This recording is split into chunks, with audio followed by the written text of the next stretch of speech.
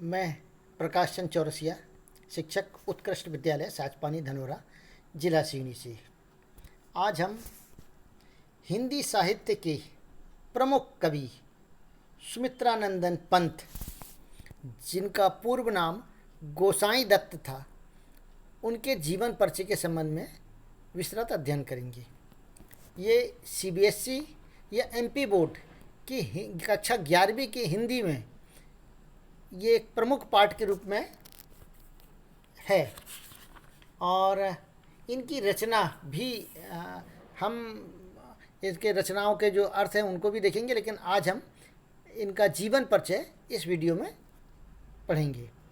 आशा है कि आपको ये अच्छा लगेगा, तो देखिएगा इनका जीवन परिचय।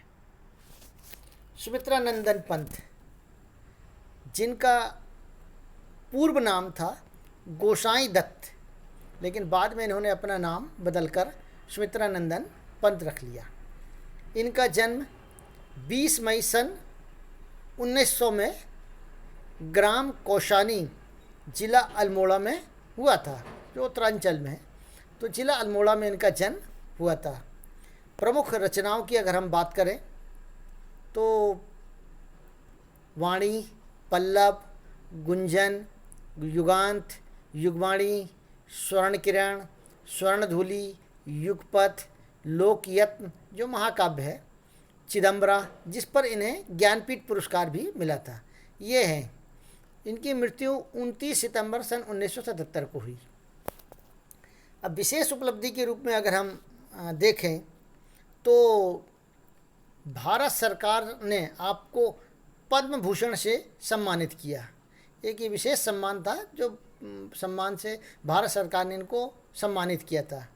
और एक नंबर के प्रश्न में कई बार ये आता भी है कि इन्हें क्या कहा जाता है, तो आप प्रकृति के सुकुमार कवि के नाम से भी जाने जाते हैं। अर्थात प्रकृति की गोद में इनका जन्म हुआ था और प्रकृति के साथ खेले बढ़े थे, इसीलिए इन्हें प्रकृति के सुकुमार कवि के नाम से भी जानते हैं। अर्थात प्रकृति के संबंध में इनका जो लेखन है वह है अद्वितीय है। अब आगे देखिए हम इनके बारे में। भाव पक्ष। पंत जी के काव्य में कोमलकांत पदों का ही विधान किया गया। अर्थात इनके जो काव्य थे उसमें कोमलकांत शब्दों का ज़्यादातर प्रयोग किया गया और इसलिए उन्हें कोमल भावनाओं के प्रकृति के सुकुमार कवि भी कहते हैं। अर्थात इनकी जो भावना थी प्रकृति के प्रति बहुत ही नर्म की थी, इसीलिए इन्हें प्रकृति के सुकुमार कवि कहते हैं। पंत जी का जीवन जो है प्रकृति की गोद में ही बीता। अर्थात उनकी रचनाओं में प्रकृति के साथ एक भावनात्मक संबंध स्पष्ट परिलक्षित होता है। अर्थात प्रकृति की गोद में जीवन जीते जीते इनका प्रकृति से एक अटूट संबंध बन गया और एक भावनात्मक संबंध बन गया, जो इनकी रचनाओं पर भी स्पष्ट परिलक्षित होता है। पंत जी ने अपनी रचनाओं में प्रकृति का सजीव चित्रण किया। अर्थात ऐसा चित्रण जिसको देखकर हमें ऐसा लगे कि मानो प्रकृति सजीव हो गई हो। तो ये चित्रण इनकी रचनाओं में प्रमुख रूप से देखने को मिलता है। इसके साथ ही पंत जी की रचनाओं में प्रेम और सौंदर्य, रहस्य भावना, मानवतावादी दृष्टिकोण और नारी के प्रति सहानुभूति का भाव स्पष्ट परिलक्षित होता है। तो ये एक इनकी एक प्रमुख विशेषता के रूप में हमें देखने को मिलती है। आगे हम देखेंगे कि इनका कला पक्ष कैसा रहा। तो भाषा, पंत जी की भाषा कोमलकांत पदों से युक्त, सहज एवं लालित्यपूर्ण है और इनकी प्रमुख भाषा खड़ी बोली रही है। अर्थात कोमलकांत पदों का इन्होंने प्रयोग किया, कठोर वर्णों का प्रयोग या कठोर पदों का प्रयोग इन्होंने नहीं किया है। और इनकी भाषा प्रमुख रूप से खड़ी बोली। जब खड़ी बोली या अन्य भाषाओं के बीच में एक प्रतिस्पर्धा चल रही थी तो इन्होंने अपनी भाषा खड़ी बोली ही चुनी। शैली की अगर हम बात करें तो पंत जी की रचनाओं में छायावाद का प्रभाव, लाक्षणिकता, प्रतीकात्मकता एवं सजीव वर्णन दिखता है। अर्थात जो पंत जी हैं ये छायावादी कवि के रूप में भी प्रमुख रूप से जाने जाते हैं। और लाक्षणिकता और प्रतीकात्मकता भी इनकी एक प्रमुख शैली के रूप में देखने को मिलती है। अलंकार की बात करें कि इनकी रचनाओं में प्रमुख प्रमुख जो अलंकार हैं, उपमा, रूपक, उत्प्रेक्षा, श्लेष, यमक आदि अलंकारों का मौलिक प्रयोग किया गया, अर्थात इन्होंने विशेष प्रयास नहीं किया, मौलिक रूप से इनके प्रयोग देखने को मिलते हैं। और प्रकृति के मानवीकरण का बहुत सुंदर चित्रण देखने को मिलता है, अर्थात प्रकृति को इन्होंने मानव के रूप में मानते हुए उसका मानवीकरण किया, और ऐसा सुंदर चित्रण अन्यत्र देखने को कम ही मिल पाता है।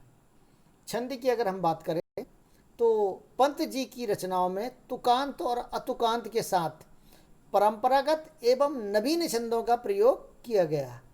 मतलब तुकांत मतलब जिसके अंत के वर्ण मिलते हों, अतुकांत इसके ना मिलते हों, ऐसे दोनों के साथ साथ परंपरागत जो प्राचीन परंपरा हमारी थी उन छंदों का तो प्रयोग किया, लेकिन इसके साथ साथ नवीन छंदों का भी प्रयोग इनकी रचनाओं में देखने को मिलता है, जिसके कारण रचनाओं में लयता और गेयता है। और यही कारण है कि इनकी रचना को लय के साथ आप गा भी सकते हैं, और ये गेयता की जो गुण है इनके पदों में, इनकी रचनाओं में देखने को मिलता है। आगे हम देखेंगे कि साहित्य में स्थान की अगर हम बात करें तो पंत जी के काव्य में भाव और कला दोनों पक्ष बड़े सशक्त और समृद्ध रहे, अर्थात इनकी रचनाएं जहां भावना प्रधान तो रही है लेकिन कला प्रधान भी रही है। अर्थात हम देखते हैं कि कुछ ऐसे कवि होते हैं जिनकी रचना में भावना पक्ष सशक्त होता है तो कला पक्ष कमज़ोर हो जाता है, कुछ ऐसे रचनाकार होते हैं जिनके इसमें कला पक्ष सशक्त होता है लेकिन भाव पक्ष कमज़ोर हो जाता है। लेकिन इनकी रचनाओं में भाव पक्ष और कला पक्ष दोनों पक्ष सशक्त और समृद्ध थे। प्रकृति प्रेमी और प्रकृति के मानवीकरण में पंत जी ने एक अनूठी मिसाल पेश की।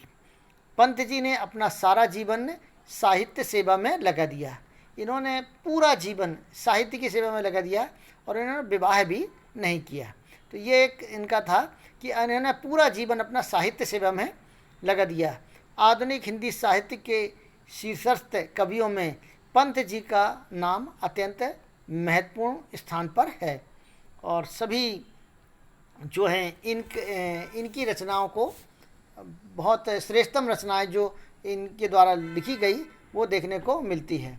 और सीबीएसई के पाठ्यक्रम में और एमपी बोर्ड के पाठ्यक्रम में इनका जो पाठ है वो निश्चित रूप से रखा गया जो बच्चों के लिए लाभप्रद होगा।